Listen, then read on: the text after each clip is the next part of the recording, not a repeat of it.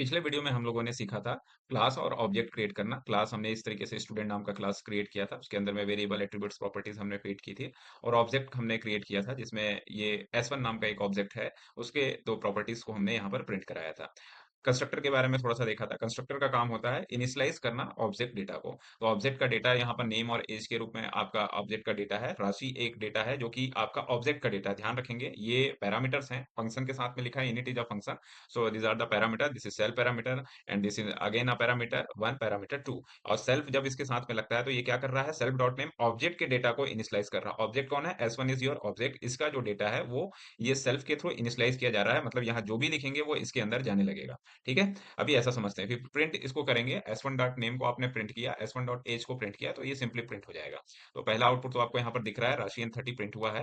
अब इसका एप्लीकेशन थोड़ा समझते हैं जिससे आपको उप्स का कॉन्सेप्ट क्लियर होगा। हमने एक S2 नाम का एक डेटा ले लिया और जस्ट हमने फिर से उसी क्लास का इस्तेमाल किया और यहाँ पर हमने नाम दूसरा रख दिया, या दूसरा नाम हमने यहाँ पर ले लिया और दूसरा डेटा हम यहाँ पर फीड करते हैं। देखिए अब मैंने सिर्फ ऑब्जेक्ट क्रिएट किया है, देखिए यही इसकी खूबसूरती है, ये आपको बहुत अच्छे से समझना है।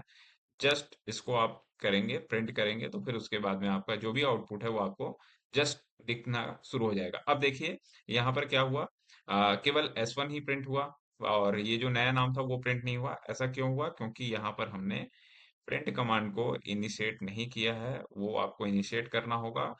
यहाँ पर आप लेंगे S2, again S2, then start. जैसे ही आपने किया तो देखिए प्रिंट हो गया। तो अभी हो क्या रहा है, यहाँ पर हम लोग सिर्फ डेटा फिट करते हैं और प्रिंट कमांड देते हैं, आउटपुट अपने को मिल जाता है। तो ये जो टेम्पलेट है इसी को कहते हैं दिस इज योर टेम्पलेट। तो ये टेम्पलेट आपका बना हुआ है, किस तरीके का क्या क्या डेटा आपको चाहिए, आप उसकी इंफॉर्मेशन फीड कीजिए और प्रिंट आउट करके उसका डिटेल आप आउटपुट में देख लीजिए। आगे चलते हैं, मेथड्स के बारे में देखते हैं। सो मेथड्स जैसा मैंने आपको पहले भी ये वाला फोटो दिखाया हुआ है कि क्लास के अंदर ऑब्जेक्ट होता है and object is a group of inter related variable and function. Variable property और एट्रीब्यूट से रिलेटेड होते हैं, डेटा से रिलेटेड होते हैं, फंक्शंस मेथड और बिहेवियर से रिलेटेड होते हैं। हालांकि फंक्शन और इस मेथड बिहेवियर में भी कुछ चेंज होता है, ये भी हमने पुराने वीडियोस में समझ रखा है, ये वाला भी डायग्राम आप देख चुके हैं। तो आपको बस ये ध्यान में रखना है ओवरऑल कि ये कुछ इस तरीके का डायग्राम होता है, क्लास के अंदर ऑब्जेक्ट, ऑब्जेक्ट के अंदर वेरिएबल एंड फंक्शन, और उन्हीं के जो नाम है वो थोड़े से चेंज रहते हैं। तो अभी अब हम यहाँ पर मेथड्स को समझने की कोशिश करते हैं। सो methods, again new definition, function define inside a class. तो जो भी फंक्शन हम क्लास के अंदर डिफाइन करेंगे, इनिट फंक्शन को छोड़ करके, ध्यान रखिएगा इनिट को आप मेथड मत समझिएगा क्योंकि ये आपका कंस्ट्रक्टर है। इसको छोड़ करके जो भी आप करेंगे वो आपका एक मेथड बन जाएगा। तो ये आपने किया डिफ ग्रीट सेल्फ, तो ये जो ग्रिड आपने लिखा है ये आपका एक मेथड हो गया। ठीक है, और ये सेल्फ क्यों यूज कर रहे हैं हमने पहले भी बता रखा है, self refer to current object, current object को रिफर करने के लिए किया जाता है। So variables belonging to each object, that is S1 dot name, that is Sagar, and each object has separate data. ध्यान रखेंगे, तो S1 पहला ऑब्जेक्ट है, उसमें वेरिएबल या जो डेटा है वो सागर नाम का है। S2 दूसरा ऑब्जेक्ट है, उसमें रमेश नाम का डेटा रखा हुआ है। और ग्रीट जो है आपका वो मेथड है।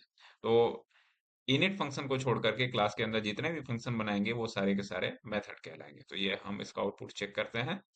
तो जैसे ही हमने रन किया, यहाँ हमको आउटपुट मिला hello Sagar and hello Ramesh. ठीक है, अभी ये हेलो वर्ड कहाँ से आया, तो ग्रीट नाम का जो मेथड है वहां पर हमने हेलो डिफाइन कर दिया है। तो नाम के साथ में ये आ रहा है। अब देखिए यही चीज आपका बिना प्रिंट कमांड के भी आ गया। पिछले वाले इनिट फंक्शन के एग्जांपल में हमको प्रिंट बार बार लिखना होता था, यहाँ पर इसको लिखने की आवश्यकता नहीं है। आप जस्ट यहाँ पर नया नाम कोई सा भी एंट्री कर दीजिए और उसको आप उसी तरीके से लिखिए, फिर आपको आउटपुट मिल जाएगा।